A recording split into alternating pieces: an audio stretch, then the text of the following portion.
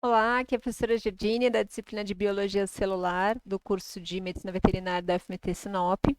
E essa é a nossa última aula, onde nós vamos discutir algumas organelas e estruturas celulares importantes para o processamento de moléculas no ambiente celular.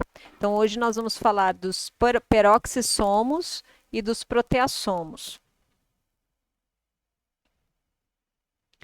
Então, começando, vamos falar, para falar já começar a falar dos proteassomos, mas não tem como falar de proteassomos sem colocar no contexto da função que os proteassomos realizam no ambiente celular. Então, as células animais, elas têm dois caminhos para fazer degradação de moléculas, tá? Então, o primeiro mecanismo para degradar moléculas é um mecanismo, digamos assim, mais inespecífico e geral, ou seja, não é só de proteínas, é de proteína, de lipídio, de açúcares, de tudo, que é a via lisossômica. Né? Então, a via lisossômica, como está aqui no slide, né, inespecífica, principal responsável pela degradação de proteínas que são internalizadas por fagocitose, pinocitose, autofagocitose e assim por diante, como a gente viu na aula anterior de lisossomo, né? E existe uma via muito interessante e que ela dá um poder muito grande de regulação de fases para a célula, que é chamada de via ubiquitina-proteassomo. Então a gente vai entender por que ela é chamada desse jeito, que é uma degradação específica de proteínas, né? Então as proteínas, de alguma forma, elas são marcadas, que elas têm que ser degradadas porque elas não são mais necessárias. Isso pode acontecer, ó, porque elas estão com defeito, que a gente já tinha visto, né, naquela via retrógrada, quando as chaperonas percebem que a proteína não está bem dobrada, aí elas voltam para o citoplasma, são ubiquitinadas e são, por conta disso, encaminhadas para o proteassomo, ou quando elas executam a sua função e mudam de fase. Se vocês lembrarem, lembrando da nossa aula de ciclo celular, eu falei, a gente discutiu alguns pontos de checagem e tinha um ponto de checagem que era o ponto de checagem do fuso mitótico. Se vocês lembrarem, voltarem lá naquela aula, é interessante que depois de assistir a aula de hoje, vocês voltem naquela aula para ver exatamente como o mecanismo do proteassomo ele é poderoso para permitir que a célula mude de fases no ciclo celular. Então, algumas moléculas, as ciclinas, né, elas são degradadas por ubiquitinação e aí a célula consegue mudar de fase no ciclo celular por conta disso, tá? Então, vamos entender um pouquinho melhor como é que funcionam os proteassomos. Então, a gente não usa muito o termo organela para o proteassomo, porque assim como acontece com os ribossomos, eles não têm uma membrana envoltória, eles não têm um compartimento, embora, bom, eles até têm um compartimento interno, mas eles não têm uma membrana que envolva, né? Então, eu costumo usar mais uma partícula, né? Mas não, se não você coloca, falar, é uma organela, também não vai estar errado. O fato é que os proteassomos são uma estrutura subcelular responsável pela degradação específica de proteínas. Proteassomos, como está escrito aqui, ó, eles podem ser encontrados no citoplasma e no núcleo. Atenção a isso, muita atenção a isso. Muita gente se confunde, porque a maioria das organelas, das estruturas, de tudo, está só no citoplasma. Né? Até citoesqueleto, o único membro, a única molécula do citoesqueleto que a gente tem no núcleo é a rede de lamina que organiza a membrana nuclear, que está ligada à membrana nuclear interna. Então, mas no caso dos proteassomos, eles também se encontram no núcleo. É um complexo multienzimático cilíndrico, contendo uma câmara central, que está nessa parte, nesse barrilzinho amarelo aqui, e duas tampas. Na verdade, tem mais de um tipo de proteassomo, tá? Esse é um deles, é o que se entende mais, que eu coloquei aqui para vocês, para a gente discutir a função de uma forma mais geral. Mas existe mais de um tipo de proteassomo que vão funcionar, vão executar a função como a gente vai discutir agora. Os anéis do cilindro central, ou seja, daqui, contêm enzimas proteolíticas. As enzimas, então, as proteínas que precisam ser degradadas, elas são internalizadas para esse cilindro e aqui elas vão ser quebradas em pequenos peptídeos. Esses pequenos peptídeos vão ser levados novamente para o citoplasma e podendo, inclusive, participar de uma resposta imunológica, como vocês vão ver futuramente na imuno, tá? As proteínas marcadas para a degradação dos proteossomos têm moléculas de ubiquitina ligadas covalentemente a seus resíduos de lisina. Bom, esse nome, ele é péssimo, ubiquitina, porque na verdade ele não diz nada. Ubiquitina, eu não sei se eu já falei isso em outras aulas para vocês, mas vem de ubico, né, que em inglês é ubiquitous, que significa estar em outro lugar, porque na verdade, está em todo lugar, porque na verdade ela era encontrada em todos os tipos de célula, não só animal. Né? Então, fungo tem, planta tem, vários seres vivos têm. E ela foi chamada de ubiquitina porque era encontrada em todo lugar antes de se saber a sua função. Bom, a ubiquitina é um polipeptídeo de 76 aminoácidos, muito conservado entre os diferentes seres vivos, e se ligam, ó.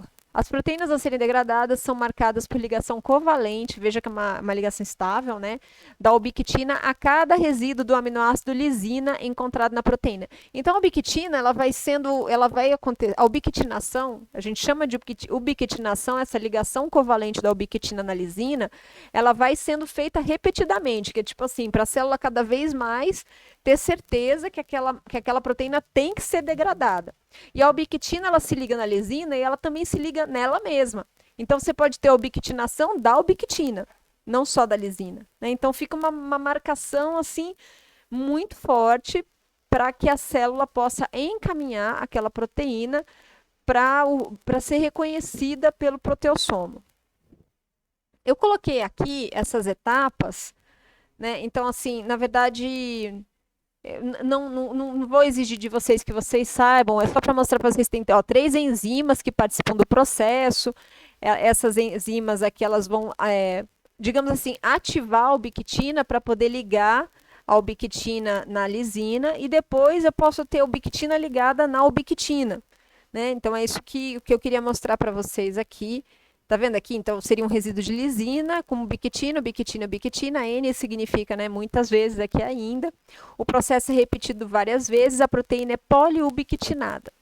Bom, depois que essa proteína poliubiquitinada, por conta da ação dessas enzimas, elas são chamadas assim mesmo, E1, E2, E3. Depois que ela é transferida para o proteassomo, o proteassomo libera no citoplasma os pequenos peptídeos derivados da quebra dessa proteína e a ubiquitina livre.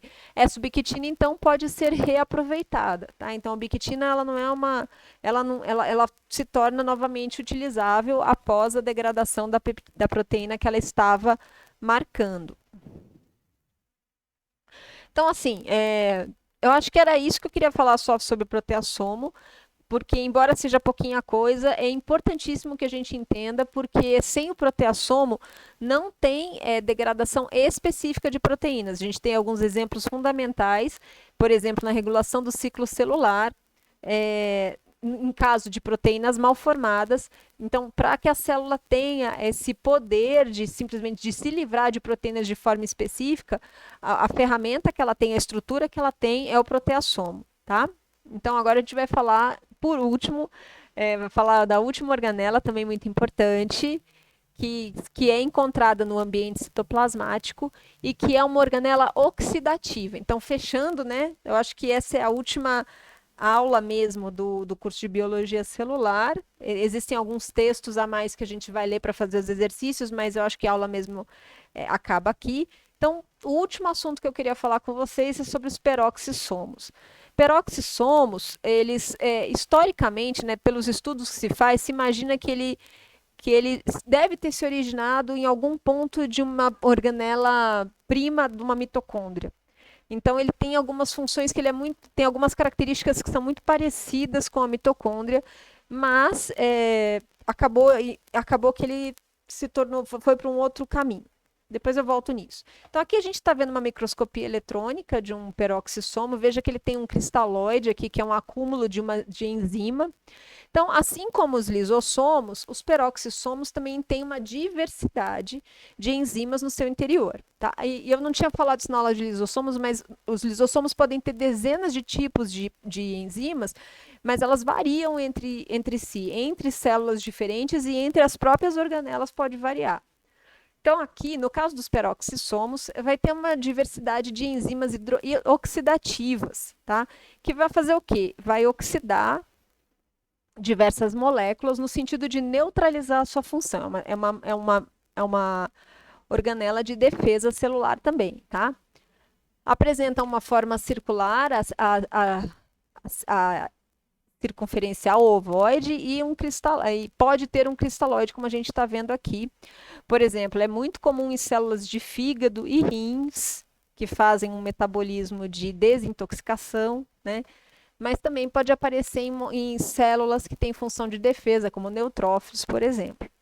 A principal função das reações oxidativas que os peroxissomos fazem é a produção de energia, né? Quebra de moléculas de ácido graxo por beta-oxidação. Vai fazer o acetilcoenzima A para poder fazer a beta-oxidação, para poder fazer a fosforilação oxidativa, ou seja, a respiração aeróbica.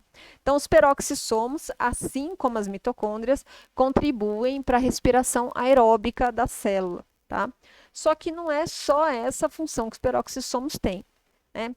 Então, como eu coloquei aqui, ó, empregam oxigênio molecular, ou seja, O2, né, oxigênio, para remover átomos de hidrogênio de substratos, neutralizando essas moléculas, que é o que está mostrado aqui, né? Então, tira o oxigênio, conjuga com tira o hidrogênio, conjuga com o oxigênio molecular e vai fazer a famosa água oxigenada. Essa água oxigenada, então, se de um lado o peroxissomo permite que essa molécula aqui seja neutralizada de alguma forma, por outro lado, ele gera uma molécula oxidante, que é a água oxigenada, tá? Então, essa molécula aqui também vai sofrer um processamento adicional pela enzima, que é a mais importante do peroxissomo. Então, quando a gente pensa no peroxissomo, a gente está pensando principalmente, não só, mas principalmente na catalase, tá? Então, a catalase, ela vai degradar água oxigenada, o peróxido de oxigênio, produzido tanto no peroxissomo quanto em outras organelas, da seguinte forma: água oxigenada vai se tornar água simples e oxigênio molecular. Então, a catalase vai fazer esse trabalho de neutralizar essa molécula mais oxidativa, que é a água oxigenada. Uma outra fonte do H2O2, além dessa aqui, que vem das enzimas que estão nos peroxissomos, é essa molécula, essa enzima aqui, a superóxido dismutase, que está no citoplasma e é uma molécula e é uma enzima que faz uma proteção celular contra radicais livres, tá? Então a célula, a superóxido dismutase, ela conjuga hidrogênio com o ânion superóxido, que é um ânion muito reativo, ó, O2 com uma carga negativa, que precisa ser neutralizado. Então, o que a superóxido faz? Ela conjuga esse radical livre com o hidrogênio e forma oxigenada. A água oxigenada produzida pela superóxido dismutase também vai ser degradada pela catalase, assim como a água oxigenada que foi produzida pelas outras enzimas dos peroxissomos. Então, assim, que outras enzimas são essas? Ó, então, no peroxissomo a gente vai ter enzimas oxidativas como a deaminoxidase, a oratoxidase, enzimas da beta-oxidação dos ácidos graxos e algumas outras que variam conforme a espécie. Essas são as principais que eu preciso que vocês saibam e entendam a função delas dentro do contexto da célula animal. Os peroxissomos, eles têm funções um pouquinho diferentes e também muito importantes, mas que vão num outro caminho dentro das células vegetais. Então, aqui no nosso curso, a gente vai pensar em termos de célula animal, para não causar muita confusão, tá? Então, assim, dentro da célula animal, a gente vai ter a oxidação de moléculas, então é para isso que serve o peroxissomo. A partir da oxidação de moléculas, acaba sendo gerada água oxigenada, essa água oxigenada vai ser metabolizada pela catalase, tá? Então, catalase, que é uma enzima que está presente nos peroxissomos. Bom, os peroxissomos, eles são formados de uma forma diferente do lisossomo, por exemplo, né? Os peroxissomos, eles vão se originar a partir de peroxissomos pré-existentes. Então, quando a célula nasce, ela tem que receber pelo menos um peroxissomo para conseguir fazer novos peroxissomos. Então, funciona assim: os peroxissomos crescem por incorporação de proteínas que foram sintetizadas no citoplasma e dividem-se por fissão, como as mitocôndrias. Então, nesse sentido, os peroxissomos são similares às mitocôndrias. As proteínas que têm que ser translocadas para o ambiente do peroxissomo, elas têm que ter esse peptídeo aqui, ó, serlisleu, serina, lisina, leucina, no carboxo terminal. Então, se eu pegar uma enzima de lisossomo e colocar serina, lisina, leucina no carboxo terminal dela, ela vai ser transferida para dentro do peroxissomo, tá? Por um mecanismo, receptor para sequência sinal de peroxissomos, ó. Então, aqui, esse receptor reconhece esse serlisleu e transfere o peptídeo para dentro do peroxissomo. Nesse caso aqui, eu estou mostrando, a figura está mostrando o monômero de apocatalase. A catalase, ela é um tetrâmero, olha lá, ela é um tetrâmero que vai ser formado dentro da estrutura do peroxissomo a partir do momento que os monômeros sejam transferidos através desse transporte. Tá lembrando que essa proteína é sintetizada pela via pós-traducional, ou seja, primeiro ela vai ser totalmente traduzida para depois ser transportada, assim como as de mitocôndria, as de núcleo e as de cloroplasto no caso das células vegetais, tá?